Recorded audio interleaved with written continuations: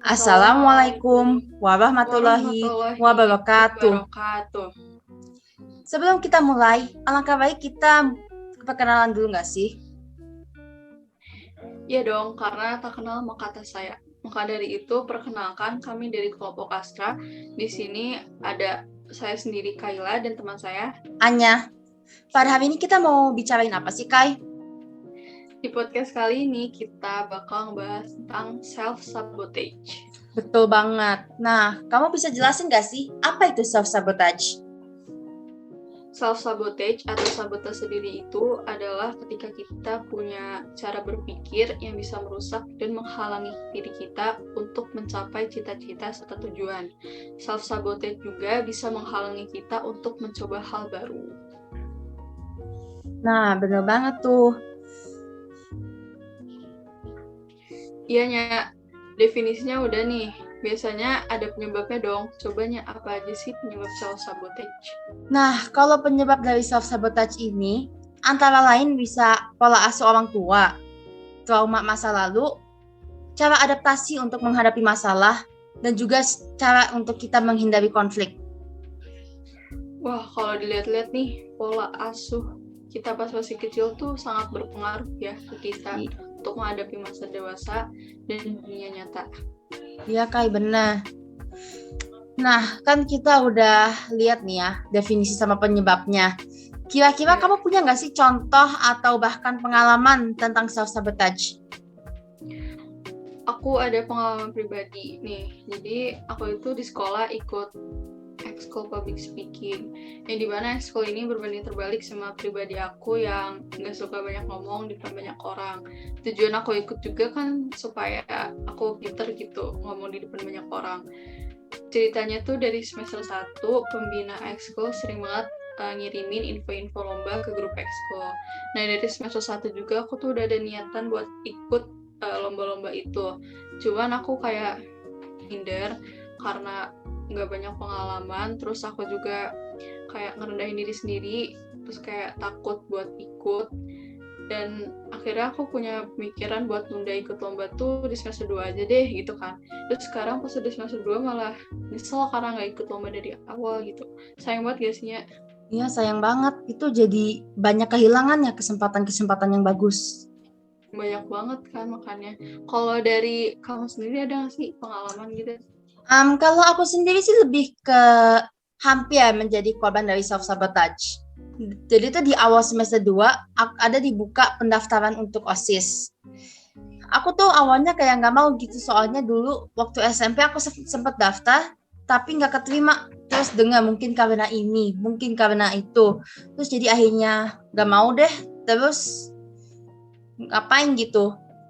Tapi ya teman aku ada yang akhirnya ngebujuk aku terus sampai akhirnya ya udah aku ikut aja, dan alhamdulillah aku keterima di dalam OSIS dan happy banget sebenarnya jadi pengurus OSIS. Kebayang nggak sih kalau misalnya aku nggak ikut, bakal nyesel banget sekarang. Nyesel banget pasti sih. Apalagi kan kalau kesempatan tuh nggak datang 2 kali tau. Ya benar, Kai. Ya kan? Nah, dari pengalaman Anya juga aku bisa simpulin penyebab self-sabotage Anya tuh karena trauma masa lalu, ya kan? Ya betul. Dan dari pengalaman di atas, pasti ada juga dampaknya. Kira-kira dampaknya apa sih? Nah, kalau dampaknya sendiri itu bisa antara lain kita jadi hilang kepercayaan diri. Kita jadi banyak kehilangan kesempatan, kita tidak memaksimalkan potensi, dan juga kita akhirnya penyesalan di akhir. Nah kan, dilihat dari dampaknya aja, yang pertama, hilang percaya diri. Itu kan dari kita sendiri, terus akhirnya kita nyesel. Itu bakal ngerugiin kita banget gak sih? Ya, Mbak. Maka dari itu, self-sabotage ini tuh harus cepet-cepet kita atasin supaya gak berpengaruh ke masa depan kita. Ya benar, Kai. Jadi untuk mengatasinya pasti kan ada solusinya. Bisa gak kamu jelasin solusinya itu apa? Oke, dari hotline nih, jelasnya dari hotline, ada 3 cara mengatasi self-sabotage yang bisa kamu terapin mandiri. Yang pertama, identifikasi atau cari kebiasaan kamu yang sekiranya mirip sama self-sabotage. Yang kedua, belajar untuk menerima kegagalan. Caranya adalah berlapang dada, jangan terlalu berharap terhadap apapun yang duniawi, dan kita harus menanamkan bahwa dari kegagalan yang kita alami pasti ada pelajaran dan hikmah yang bisa diambil. Dan yang terakhir, bisa minta bantuan kepada pihak profesional seperti psikolog, psikiater, atau mentor apabila self-sabotage yang kita alami nggak bisa kita tangani sendiri dan butuh bantuan. Nah, ya tuh Kai. Jadi insya Allah dengan kita menerapkan cara-cara ini, kita bisa mengatasi dan bahkan mencegah self-sabotage. Betul banget. Ya, mungkin untuk menyimpulkan pembicaraan sekarang itu, self-sabotage itu hal yang mungkin kita sering lakukan, tapi tidak sadari. Dan dengan terus-terusan self-sabotage, kita akan banyak kehilangan kesempatan dan jadi nyesel sendiri. Oleh karena itu, kita harus belajar perlahan-lahan untuk menangani kebiasaan-kebiasaan negatif itu. Betul banget, karena ujung-ujungnya itu bakal rugi di kitanya juga. Dan semoga dengan ilmu baru ini kita bisa mengatasi atau bahkan mencegah self-sabotage ini. Amin. Amin. Ya guys, segitu dulu ilmu yang bisa kami sampaikan. Mungkin dari penyampaian kami masih banyak kekurangan karena kami juga masih belajar. Akhir kata, saya Kayla dan Saya Anya. Terima kasih. terima kasih.